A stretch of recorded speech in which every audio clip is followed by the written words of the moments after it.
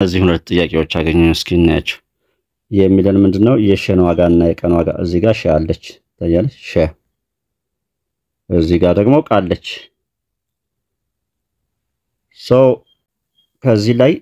ይሄን ስንቀንስ የምናገኘው ውጤት ጊቭን አለ ከዚህ ላይ ደግሞ ይሄን ስንቀንስ ይሄን እናገኛለን ይሄን መሰረት አድርገን ነው እንግዲህ ስለዚህ ይቺ የሸ ዋጋ ስንት ሆናለች የመጀመሪያዋ ከሁለት ላይ 5 ስንቀንስ ስለማንችል ከዚች 5 ላይ አንድ እንበደርና 12 ሆናለች ከ12 ላይ 5 ያውና 7 እሺ ስለዚህ እቺ 5 4 ሆናለች ከ4 ላይ ሸ ሲቀነስ 0 ሆኗል ነው የሚለን የሸ ዋጋ 4 ነው ማለት ነው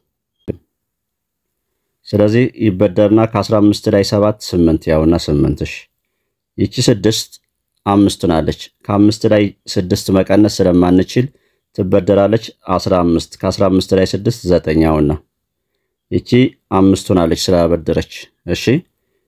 ከዚህ ከ8 ትበደርና 15 ከ15 ላይ 7 8 ያውና እሺ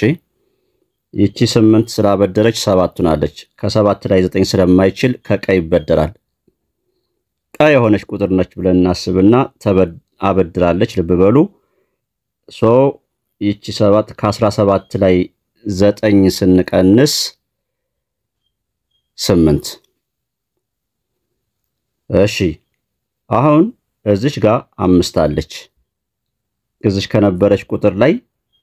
0 ስለሆነ ያለው ስንቀንስ 5 አገኘን